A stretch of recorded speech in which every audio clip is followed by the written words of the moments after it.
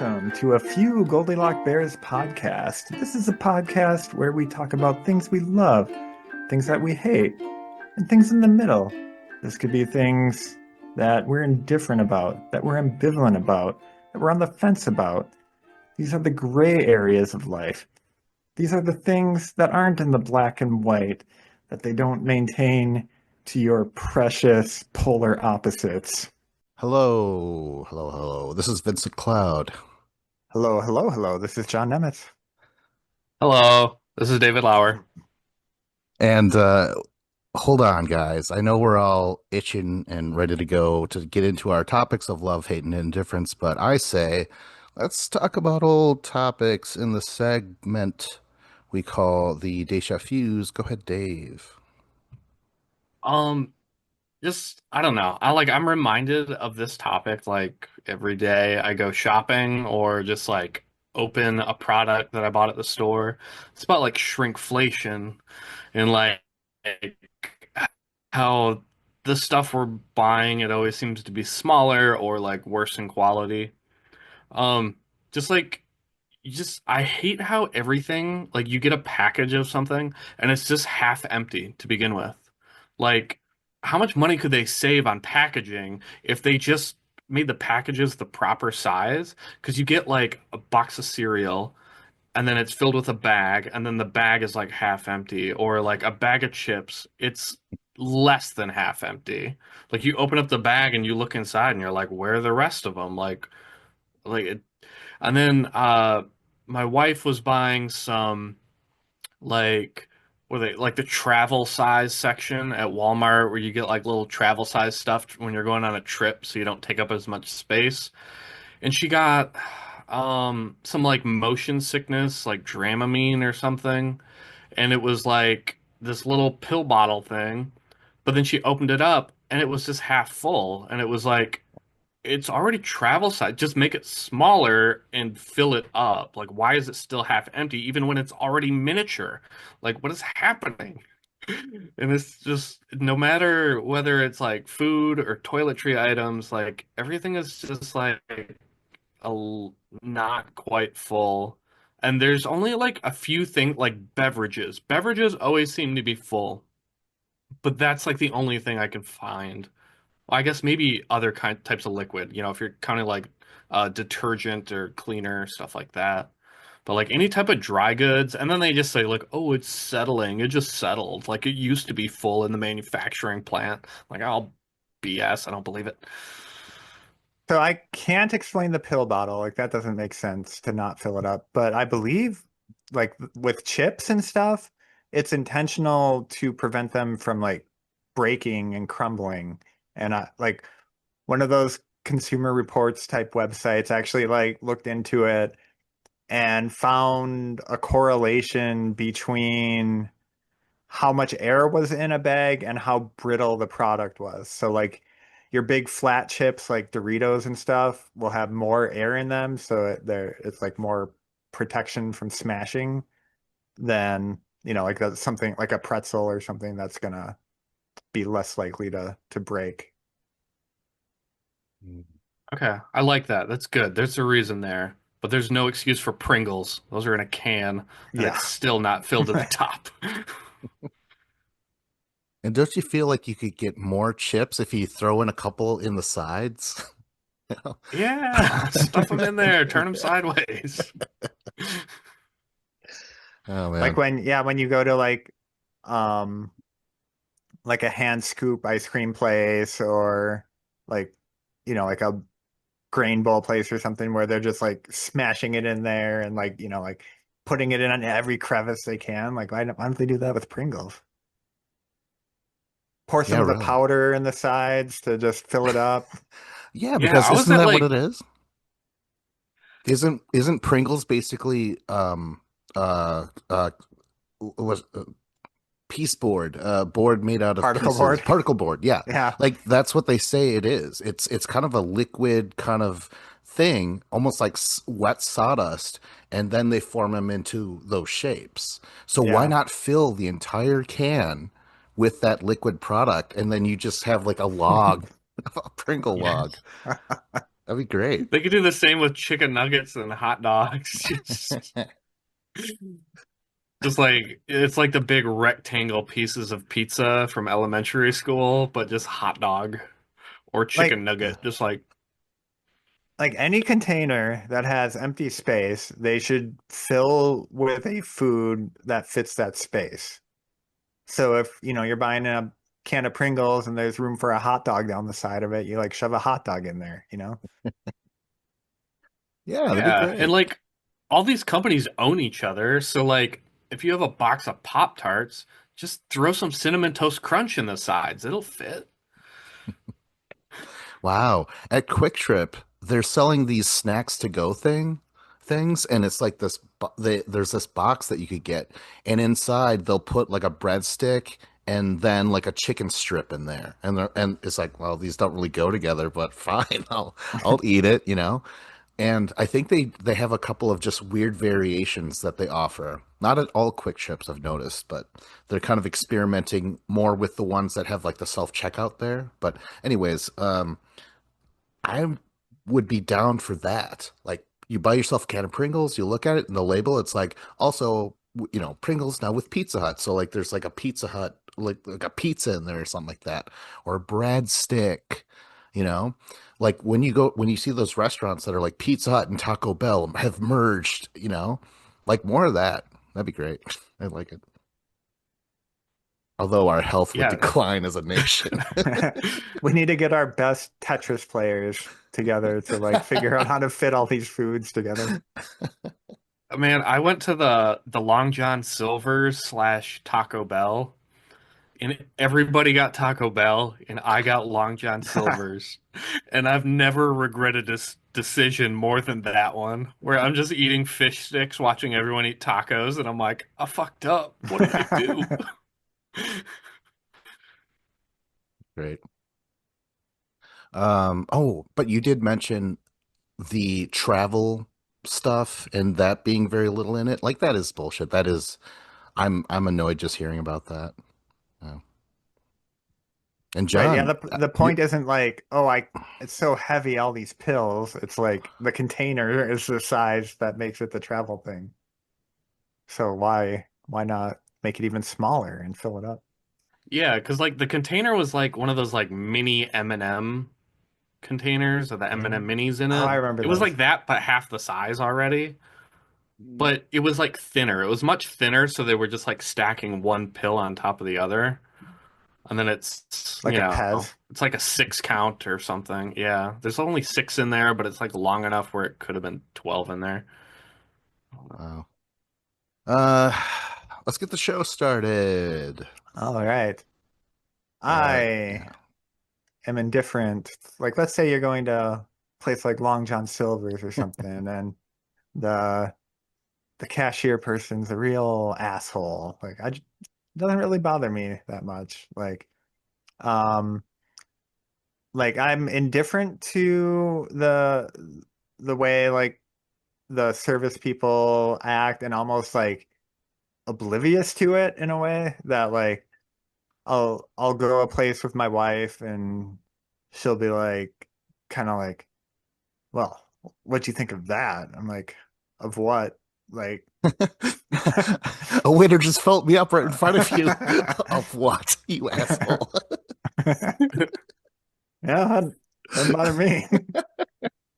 The steak But was like warm. Steak. All right. but yeah, like it's like, oh, he was really, didn't you think he was rude? I'm like, no, like I gave him money and he gave me a receipt and like I don't know. But like like that stuff will just like bother her for like the next day or so, just like why was he like that to us? I'm like, no, it has nothing to do with us. Like whatever is going on, it's like he's having a bad day or he's just that way or whatever. Like, but he was nice to that other person. I'm like, well, oh, okay. If you say so. I'm like, I just don't notice it. And like, if I'm looking at like reviews for a restaurant or something, and there's like a low review that says like, oh, the staff are jerks or whatever. Like, okay, that doesn't even factor in to my decision to go or not. And then there's been like stuff that has happened that like people have been just like kind of shocked that people like the did this, and I didn't really care at all. Like, so one example is um went to a restaurant and they were like, well, how long do you think you're going to take to eat? And I'm like, I don't know, 40 minutes. And they're like, oh, okay, yeah, come on in. And then people are like, what? I can't believe they asked you how long it was going to take. Like, that's so rude. Like, that's, like they shouldn't be like grilling you on like how long or like rushing you or all this stuff. I'm like, well, I don't take that long to eat. And if I would have said longer, then they probably would have said like, oh, we have reservations coming up. Like, it's not going to work out. But like, yeah, I have like friends who just have stopped going to places they liked because the people that were rude or whatever. And um, it's just something like I, first of all, don't even pick up on. And even if I do pick up on, I just don't take it personally. Um, okay, but have you seen people getting mistreated? Like maybe they treat you fine, but you could tell that they're being shit to your guest or your whatever, your dinner partner. Would that bother you? Um, if it was blatant and personal, yes. If it was just like kind of generic, dismissive kind of stuff, or like, oh yeah, yeah, or like, like that doesn't bother me. But yeah, I guess I haven't like really run into a situation where I've noticed them being like personally rude to someone, which again, maybe that's just me not picking up on it. But if I did notice it, it would bother me. Yeah. So, okay, we've discussed this a little bit before. So you do not live in that fear of like, oh my God, they fucking spit in my food. Like, I have a feeling now that like if someone's like, hey bro, I spit in your food earlier, you're like, it was great. You know what I mean? Like it wouldn't bother you. You'd be like, I didn't notice it and the food was good, you know? I mean, I do, yeah, I do kind of feel that way that like it'd be weird that they came out and told me it. And like I mean, I guess if they came out and told me to my face that they did it, I'd be like, I mean, that would be a really weird thing. And I guess if I learned later that like someone was like, "Hey, I saw that waiter spit in your food," like maybe that would be enough to like make me be like, "Okay, fuck this place." Like that extreme of an example. But again, that's like very like personal and um directed or whatever. Mm, okay.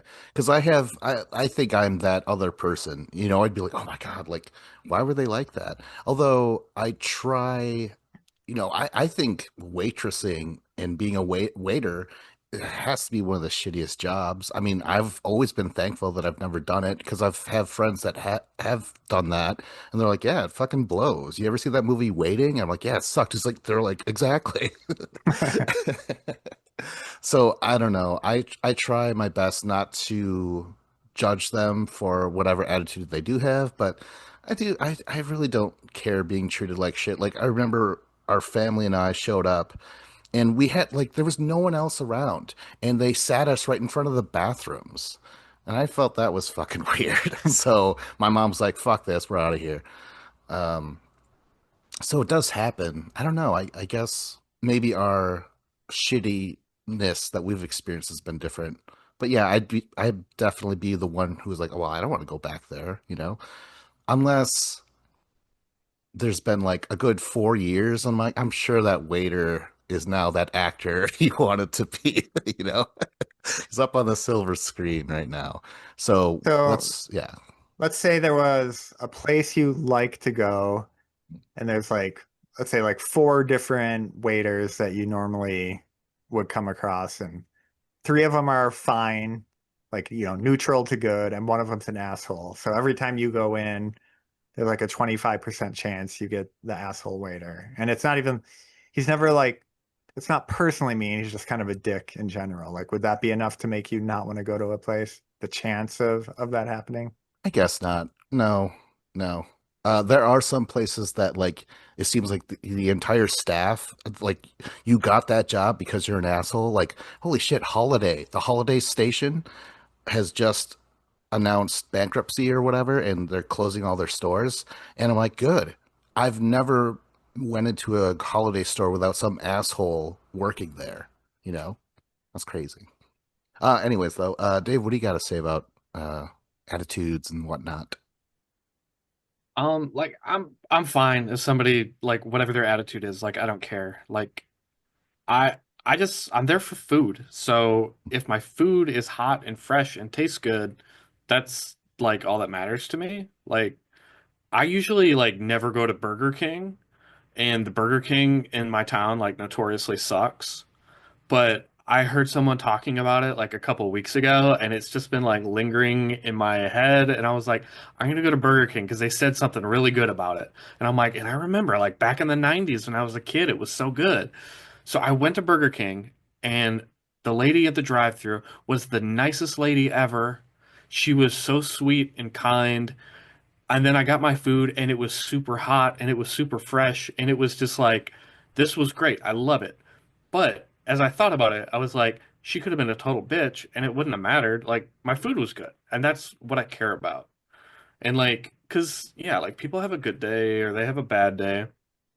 Um, but if you're working, I've worked at McDonald's for like 3 years in high school. I worked at Buffalo Wild Wings when I was going through college. There's there's a certain like shit is generally like not going well when you're working like a menial job like that because you're not doing it because you love your work. You're doing it because you need to get money to pay the rent or to pay your child support or to get through school, or just to feed yourself.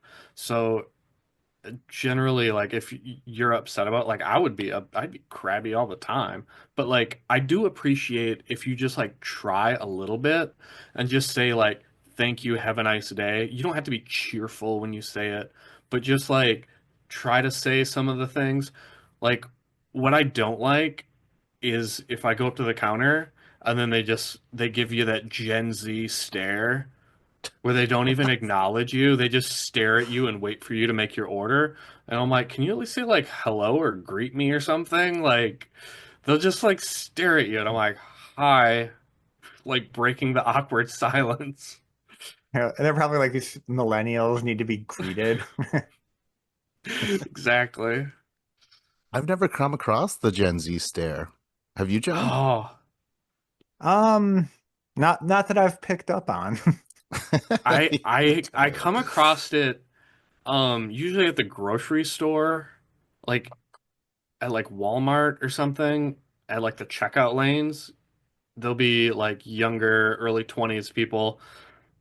And like I get it. Like I've worked at Walmart too. It sucks, but they just like stare at me Oh and then man. they just start scanning my stuff and they won't even say a word to me. And I'm just like, come on, just be You like know what? hello. Actually, this does remind me. There was like a coffee shop downtown that had like vegan like bubble tea and stuff that I used to go to.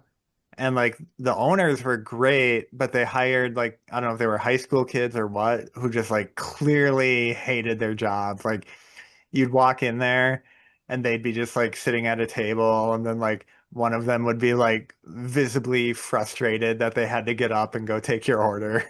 And maybe if they did happen to be at the counter already, I could see getting the just the stare and waiting for I'm not going to bring generations into it, but waiting for like you to just get it over with or whatever. And that did not stop me from going there, but I must have stopped enough other people from going there because they're not open anymore. Oh, Dave, do you like? Are you like John? If someone were to spit in your food, you'd be like, "Well, I don't know. I didn't. notice it and tastes pretty I good. don't, as long, I don't think you're gonna run into people spitting in your food unless you drive a vehicle with like lights on the top and it says like PD on the side. Like, I don't like everywhere I've ever worked, like the people taking your order, like for fast food at least, the people taking your order and the people making your food, they're not talking or having any interaction at all. They're like kind of separated. And there's just like the people up front and the people in the kitchen. Um, like maybe in like a diner type establishment if it was like super shady or something. But I think you would have to you would have to provoke that in some kind of way for them to spit in your food. Like they would have to see you and be like, "Oh, this guy is a douchebag." Like it You wouldn't walk just in be and are for like, like man, I accidentally keyed somebody's car. They were parked in the staff parking lot. Anyways, yeah. Well, I don't know. I do live in fear of that. I always have because I'm convinced it's happened. Where I'm like, this tastes fucking weird. What Like, does spit taste like?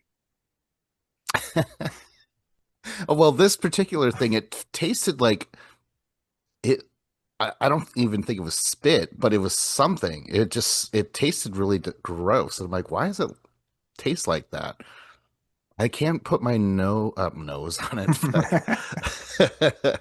I I don't know. It was a foreign object. That's all I wanted to say. I'm like, foreign object. Yeah. you remember the movie Road Trip where they like go to get breakfast and he was like complaining about his French toast? And then he's like, "Don't worry, I'll take it back to the kitchen and warm it up for you." And then he puts it in his pants, and then he like sprinkles some brown sugar and sprinkles some pubes, and then like puts it back on his plate. Yeah, and then he was like, good. Like, yeah, Yeah. it's fine. Okay. Segue challenge. Are you Um, gonna move on to the next topic or what? Goddamn Gen Zers. All right. Go ahead, Dave. I'm gonna talk about a hate. I hate Conor McGregor, the UFC former UFC fighter. I don't know. He hasn't fought in a couple years, so I think we can say former UFC fighter now. Um, I always kind of hated him. Well, I mean, hate's a strong word. I disliked him at first, but like over the years, like the dislike has kind of turned into a hate just from like at first I just found him annoying, and then annoying kind of turned like, and he just as time has gone on, he's just gotten worse and worse as a human being. And like you could draw like a graph where it shows like the amount of money in his bank account and how big of an asshole he is, and they're just gonna be like growing together. Like the more money this guy made, the more of an asshole he became. Uh, like as he's an Irish guy, he's a short little Irish guy, and he's got a big personality, a big mouth. He likes to talk smack. And that's fine if you're like the professional fighting. Yeah, talking smack is it's part of the it's part of the game, you're trying to sell pay-per-views and stuff. So that's fine if you're talking smack in that way. I understand it. But then like he would always try and like push the line with that. He wouldn't just talk smack about like the fighter is fighting, but he's like got to bring their kids into it, got to bring their wife into it, got to bring their parents into it, where he's not just like making fun of the person he's fighting, but like their family, and that's always kind of crossing a line. Um, and then after, so like he was very successful. Beat Jose Aldo, won the title in a super fast knockout. Had some Nate Diaz fights that were great. He beat Eddie Alvarez, but then he does a boxing fight with Floyd Money Mayweather. He makes millions and millions of dollars, probably tens of, I don't know if he made 20 million or more, who knows. Um, but after that fight, his UFC career was never the same because he made so much money and became so rich that he wasn't fighting for anything other than like it was just what he did and he was kind of good at. Like he didn't, it's like he lost his motivation.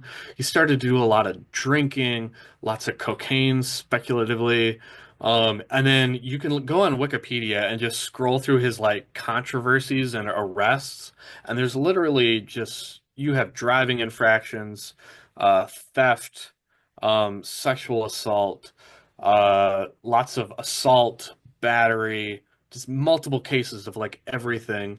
And then just like a few weeks ago, there's like video of him punching a guy in a bar and knocking him out. And and he's just, I don't know, he's just a loser for a better take of a term because, it's one of those things where it's like, when you get all that money, it kind of reveals who you are as a person. With a great power comes great responsibility, and like with all the power and money he has, he's just kind of shown that he's a trash human being.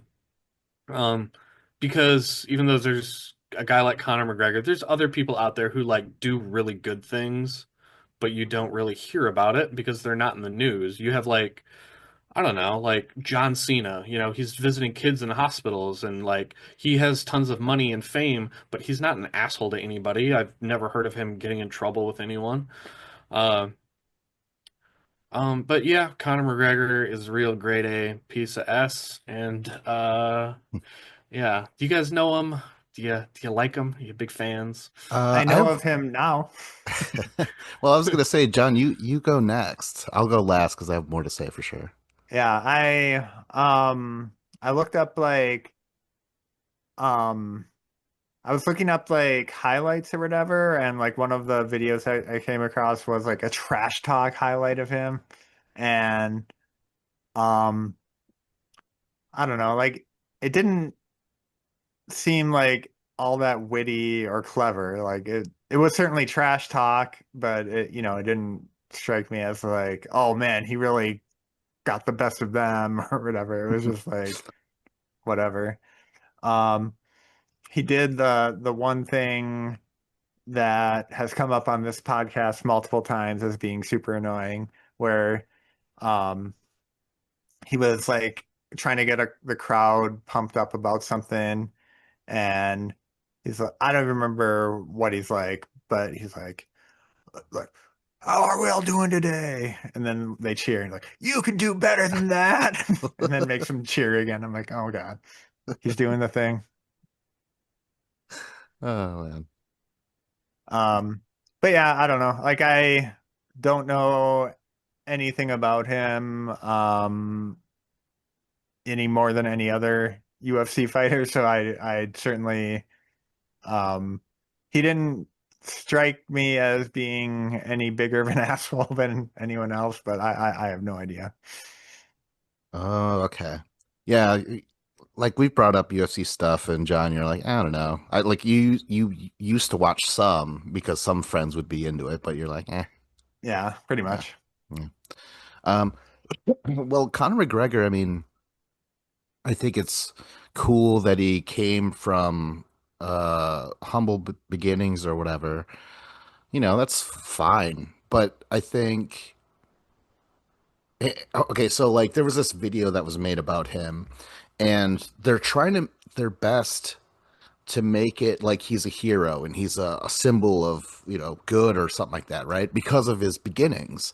Well, after that, he starts making money, and because Dana White, as I've said before, he loves it when a white man gets a big knockout, and that's totally Conor McGregor, right?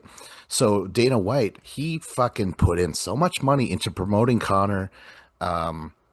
He would put him up against cans, as we say in the biz, right?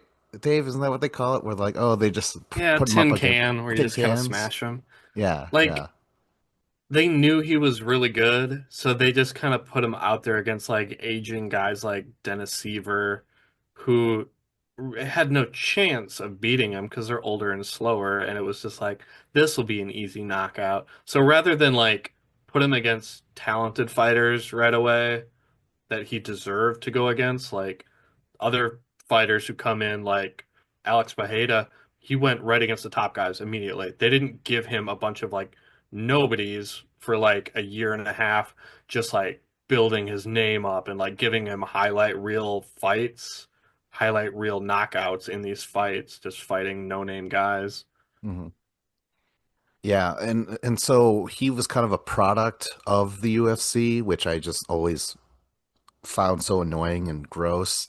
But after that, though, he would make all this money, and his oh my God, his fans are annoying as well. Like they're just complete Irish sheep, and uh, so I don't know. I've always thought that he was talented, though. I think that his knockout of Aldo in 13 seconds, after Aldo's been undefeated for like a decade, was fucking impressive, and he can get into people's heads because he is a presence, even if his trash talk isn't the best. He is actually saying something and he's insulting people, so that really gets under people's skin and stuff. And so when he did fight Mayweather, which I also believe was a turning point for him. I mean, he didn't win, but I don't think that was the point either. The point was the fucking money. I thought he made like some crazy amount of money. I almost want to say $100 million, something like that, something crazy. I don't, Going, yeah, that's probably not yeah, crazy. That might be true. yeah, like look it up.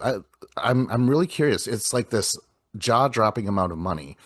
And so when he came back against Khabib, Khabib just did to him what he does to everyone else. I never thought Conor McGregor lost it, really. It wasn't until the Dustin Poirier fights where I'm like, oh shit, he got knocked the fuck out. And then he broke his fucking ankle. That was brutal. And it's hard not to feel bad for him because immediately he was like, your wife's in my DMs, and he's just insulting Dustin after they fought, and he's like, yeah, your wife's trying to get me or get on me or whatever, and he's just talking shit and saying horrible shit while he's still injured and on a stretcher. It's like you you know you didn't have to be this way, Connor. Like it might have sold at first, but you don't have to like put on this performance. It's kind of like he's kind of stuck with it, like Colby in a way. You have to be a fucking asshole. I don't know. I don't know. I don't know why, but the MMA crowds just eat that shit up because he's so disrespectful. And they're like, oh my god, that's gangster to fucking say that shit. I don't know. It's horrible. But I just looked it up. The Mayweather fight, he was guaranteed 30 million, and then after all the tickets and pay-per-view and everything, he came out with 130. ooh, shit. Wow. Yeah, so I mean, I would never be the same after getting that much money. I would They're like, never work a second of my life again after that. And like, what did Connor do? Connor invested it in an Irish whiskey company, and he goes on a tour just drinking this crappy Irish whiskey that has his freaking face on the bottle of, and just getting drunk in bars promoting his booze. And like, tons of people bought that stuff just because it had his name and likeness on it. yeah. And I don't know, just so many, like, he's gotten away with so much awful shit, yet I think people would still pay to see him fight or whatever. I mean, I would too if, and only this is the only thing that excites me. His trilogy fight with Nate Diaz, man, that's the only thing. Uh, I try and Yeah, get I would tickets watch. to that fight. Will always pay to watch someone I hate fight because I just want to watch them get knocked out and or beat up and and that's why like the last fights with Connor were so like I loved him so much when he fought Habib Nurmagomedov and he just got like strangled and like he tapped out so fast. That was so great. And then when he fought Dustin, Dustin knocked him out. And then he had the rematch and then he breaks his leg and like it's one of those things like I don't know. There's a wise saying, but I'm not wise, so I don't remember the saying. But it has something to do with like it's not if you fall down, it's what you do after you get back up. And like and once Connor started to lose some fights, he never had it in him to like bounce back and like return to his former glory. It was just like, you'd see him show up to the press conferences and it looked like he was kind of a drunk or maybe coked up a little bit. And it was like, dude, you got a fight coming up in a month. Like, you don't look like you're focused or like in the zone. And like, it really, he wasn't because he already had so much money. It was like I don't know, he was just phoning it in. Yeah, and those Poirier fights that he had, I was always like wondering why. Like because he already fought him years ago and it was a bullshit win because he knocked Dustin down, sure, but he wasn't out or anything. But the refs, of course, UFC trying to make him the golden boy, like, oh, that's it. And Dustin's like, I'm perfectly fine. Like, what the fuck? So I like they really did as much to raise him up there, and we're seeing that done again with Sean O'Malley. It's like same Oh fucking yeah. shit. But I have to mention the Khabib fight. Now, sure, he lost, but I still can't stand to watch it because Connor's cheating like 4 times in every round. Like all the fence grabbing, all the grabbing the shorts, the kneeing a downed opponent, like that wasn't fucking legal. But Herb Dean, the fucking corrupt ref, he was like, "Oh, I didn't see anything," you know. Oh my god, I hate Herb Dean so much. So yeah, I just Conor McGregor is just the poster boy. Dana White loves him and moved mountains to get him to do stuff, to get him where he was and stuff. So yeah, yeah, that's the only reason why I want to see him. And that would be the segue of Nate Diaz, right? Yeah. All right, so I want to talk about my love for Nate Diaz. Um, so real quick, the inside the cage stuff and outside the cage stuff. So inside the cage, he's entertaining because he is like talking to his opponent. He's like, what's up now? You know, like, and he'll like slap him in the face, and you're like, who the fuck slaps someone in the face? And he's like throwing up gang signs and shit and talking to the crowd and posing and stuff in the middle of a fight. It is the craziest thing you'll ever see. He's like flipping people off. Um, Also, he tends to bleed a lot. Like, he's even said this himself. He's like, it's just, you sneeze my direction, I'm gonna bleed all over you. He's just like just all the scar tissue over the years. It's just Full of blood. What can I say? it's just it just happens. It's fucking crazy. So that does satisfy the barbarian in me whenever I see a fight of his. He has this great emphasis on cardio though, where his punch, like, you always see fighters like wind up and try and hit people as hard as they can. He's not doing that. He's like, he looks slow, but he's not. He's able to land these 50% power punches, and eventually the fighters are starting to like get winded and break down in front of him. It's very bizarre. And of course, that's when he really starts to talk shit and stuff like that. And he has so much faith in his cardio that he is the first fighter ever to to ask and demand and receive 5 rounds when you're not the main event. Usually 5 rounds is for a title fight or on a fight night and you're the main headline. He is like third to last and he wants his rounds to be 5 rounds because he's like, I work better in that. No one, I don't get tired, so that's kind of cool to see all the time. And so leading up to it, during the stare downs, he's mean mugging you and shit and like telling you to fuck off. But win or lose after the fight, it's all about respect. Like he'll help you up and he'll like kind of give you a hug and talk to you and say like, hey man, this is you're a great fighter. Like I remember when he fought Leon Edwards, he was just like, know your worth. He's talking about like, they're probably gonna get you the title shot after this, which is, oh my god, that's a weird fucking thing. I should have written this down by the numbers, but it's crazy how many people beat Nate Diaz and then get a title shot afterwards. RDA did. Uh, uh, shit. There you go. That other guy. Jorge Masvidal did. Leon Edwards did. Um, I can't remember everyone, but it's so Did Donald weird. Cerrone? No, no, we didn't. No. Uh, so so that's also weird because Dana White hates him or hated him for a long fucking time. And in my book, if Dana White hates you, that means you're doing something right, you know? And he was. He was a big advocate for like, hey, fighters should get paid more, you know? Like Nate Diaz started off at 155 division, right? He's 6 foot.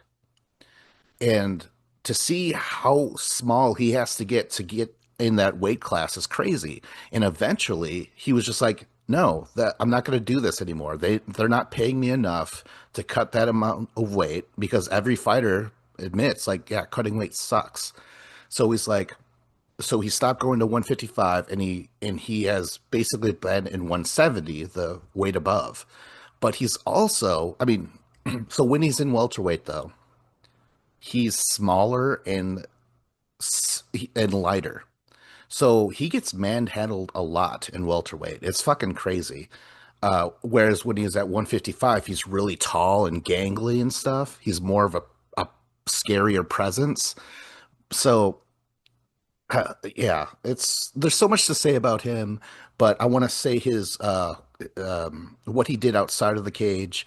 He famously, after his rematch with Conor McGregor, he was smoking out of a e-cigarette some fucking weed, and the press was like, "What is that? What are you doing?" He's like, "Oh, this is CBD. You know, it helps with inflammation and stuff like that." And everyone was like, "Holy shit! I can't believe he's doing this." But eventually that led to fighters allowed to consume CBD. You know, it really is good for them. And what's so ironic about that is that they banned his older brother for weed like years ago for like 5 fucking straight years, even though his opponent popped for drugs, but it was steroids. So, like, how the, you know, and they didn't do anything to him. I think they gave him 5 months for steroids, but 5 years for weed. That's fucked up. And that Um, was always the joke with like Michael Phelps and stuff. Like marijuana is not a performance enhancing drug. Like that should not be like nobody's like cheating by by taking weed or whatever. It's funny.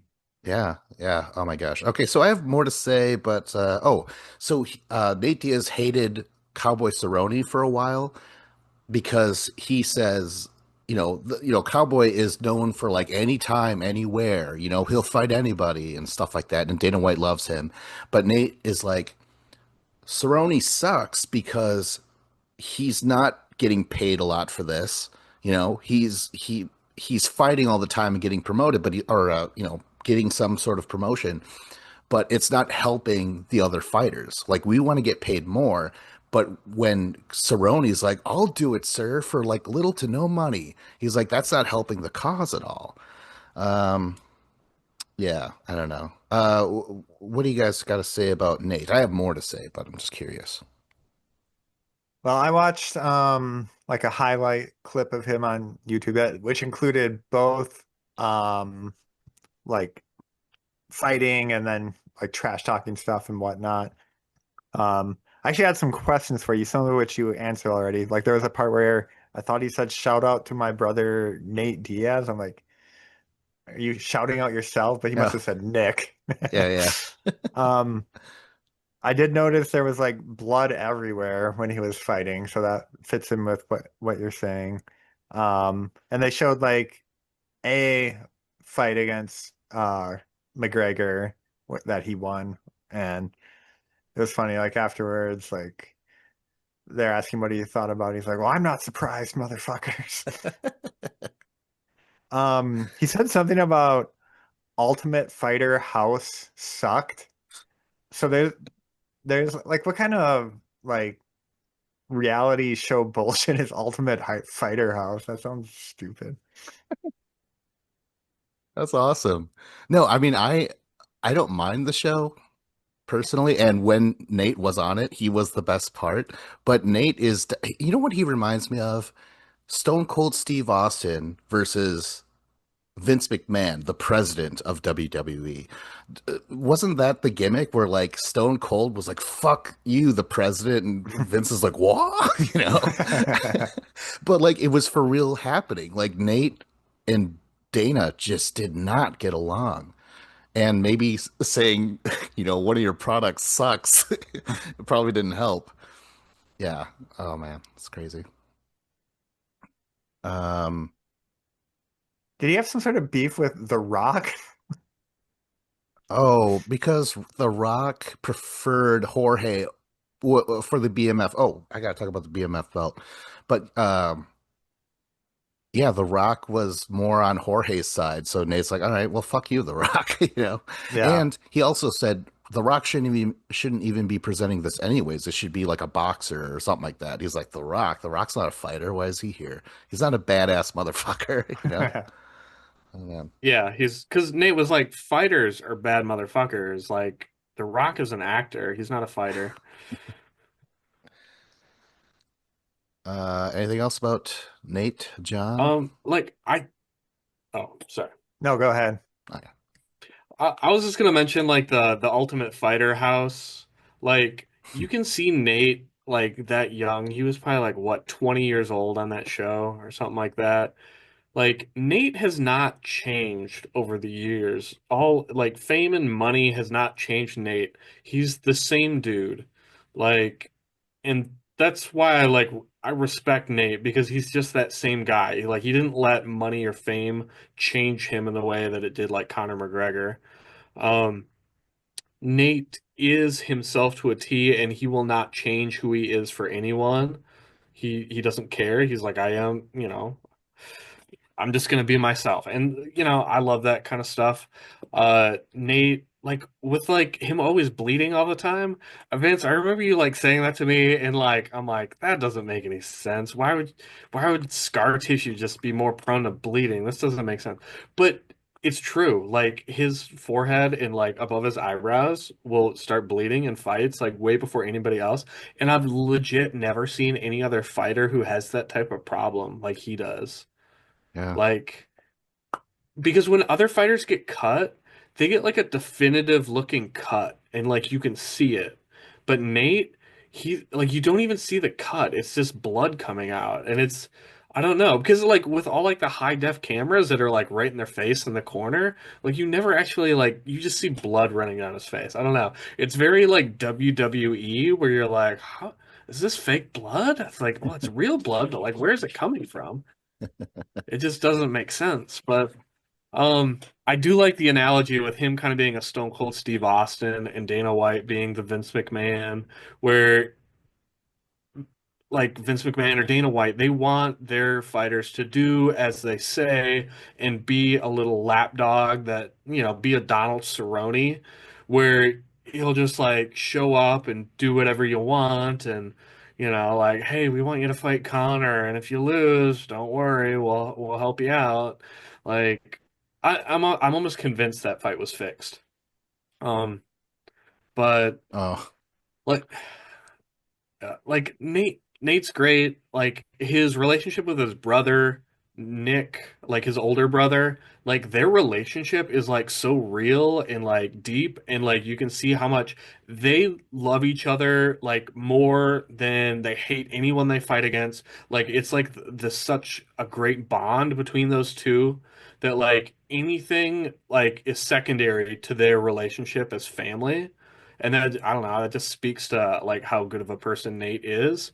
And like on the surface, like he just talks trash in the fights and like he's flicking people off. He's having tons of fun. And that's why I like it because Nate is like always having fun in the fights. He can be losing 4 rounds, but if he hits you with a good punch in the fifth round, he's gonna point and laugh at you and like make you fucking like recognize that he got one over on you.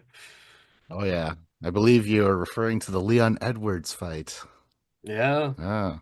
Oh, he was so close to knocking him out. He almost like what Leon did to Usman, Nate almost did to Leon. That's So right. close. Yeah, at the last, with 60 seconds left, he finally stunned him. It was crazy. Okay, so I have more to say about Nate.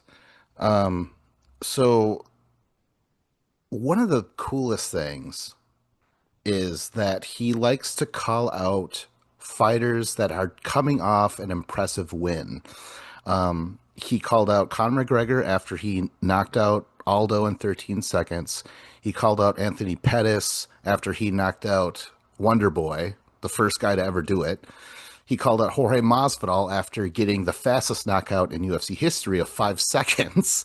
And he called out Leon Edwards. And people are like, why? And he's like, Leon Edwards is like a future Hall of Famer. He's doing things that no one else is doing, but no one's talking about him. I'm like, that is a bizarre reason to want to fight someone. But again, he's more about helping other fighters. Make sure they get more money and stuff like that. Nate Diaz has the way he's gone about this stuff has always been impressive to me. Like he's really taken his career into his own hands. So I have to say this is like one of the greatest callouts of all time. This is after so Conor McGregor is talking shit and he's like, okay, I'm the featherweight champ now, but now I'm gonna go up a weight class because you don't mean shit to me. I want to keep on going up. I'll take everyone out or whatever, right? So Nate Diaz hears that and RDA is him and RDA are on the same uh, card, and RDA is about to defend his lightweight belt against Cerrone, and then he's supposed to go against Conor, right? So Nate Diaz goes on that fight card before that, and he fucking puts on this master class of striking against Michael Johnson, and when they bring him the mic, they're like, so Michael Johnson, how did you feel about defeating Michael Johnson? And he does the call out. This is great. I wrote this down.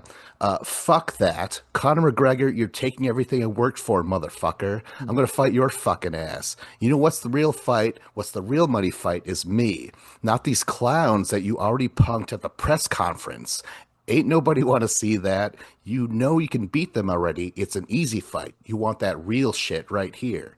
I think that is one of the greatest callouts of all time because it's, well, profanity laced. I love swearing, but he's also not he's kind of praising Connor. Like, you can do better than that. You want to challenge yourself. You're bored with knocking out these guys who are like already, like even though his trash talk isn't the greatest, he's the only one doing it, and no one's saying shit. So yeah, I love that because he's like, Connor, let's do it. Let's fight. Let's give him a real fight. That's Yeah, that that's really, awesome. I think it really spoke to Connor's ego, Oh yeah. where he's like, yeah. And it was just the way he said it. He talked, not only was he calling him out, but he was talking Connor into taking the fight at the same time, like very subtly. Oh yeah. Okay, so only two more things I need to mention. So, um, do you guys remember the movie Teenage Mutant Ninja Turtles 2: The Secret of the Ooze? Never seen it. Oh my God. I'm Did you sure I remember saw that? it when I was like 8 years old, but I All don't right. recall All much. right, I'll accept it. So, anyways, oh wait, have you guys ever seen Surf Ninjas? Never seen it. Damn it. Fuck. Saw it when I was 6 years old. Yes, good. That's fine. Anyways, my point is the kid from those movies, he trains regularly with Nate. Like he'll be in his corner and stuff. Oh my God. Like to me, that's just amazing. Like I loved him in those movies. And to find out that Nate and him are just like casual buddies who smoking weed together and shit during, practices. I'm like, oh my God, that's so fucking cool. Oh my God. Okay, so finally, though, I think one of his biggest legacy things is Nate Diaz defeats Anthony Pettis in his 3 year after his 3 years gone, and he does another call out. I don't remember exactly what he says, but what he says is he's like, "Okay, I'm the baddest motherfucker here, and with this belt, I wanna." defend it against Jorge Masvidal. You know, he's the one that just had the 5 second knockout, right? And already I remember when he was saying this live during the fight, I'm like, I want to defend this belt against what? What belt? He just completely made up a belt for himself called the Badass Motherfucker belt. And he's like, I want to defend it against Jorge. And then he goes on to say, like, Jorge, you're a gangster, but you're no West Coast gangster. You know what I mean? And already it was like brilliant because it's like, oh, East Coast, West Coast. Nate Diaz gives way more thought about his own promotion than other fighters do. You know, he's ahead of the curve, that one. And Dana White actually said yes. He's like, let's put these two together. Let's headline them in Madison Square Garden, and let's create a belt for them. The BMF. Amazing. The only thing that kind of ruined it was the fact that Dana White all of a sudden wanted to be friends with Nate. And I was like, don't trust it, Nate. Don't trust it. You know? And what happened? Some bullshit doctor stoppage happens in there. I don't know. Like Nate Diaz was like, he was kind of suspicious. Like, why are you going along with this? And this is the last line he said during his post conference. He's like, I could already tell the UFC is trying to, you know, design something to fuck me over. So I just want to say, fuck you with all due respect. Love it. Love his Oh man, they swearing did ass. that. Vince McMahon and Stone Cold did that, where all of a sudden, randomly, Vince like helped out Stone Cold, and then like Stone Cold kind of looked at him. He's like, "Huh, like you helped me? That was weird." And then the next episode, like Stone Cold comes out and he's wearing a suit and tie, Oh and no. he's coming out there with Vince McMahon, and you're like, "What? They're friends now?" And then that gimmick lasted for 5 minutes, and then Stone Cold gives him a Stone Cold Stunner and flicks him off, and like, oh yeah, it's like you almost had me there. Oh, that's great.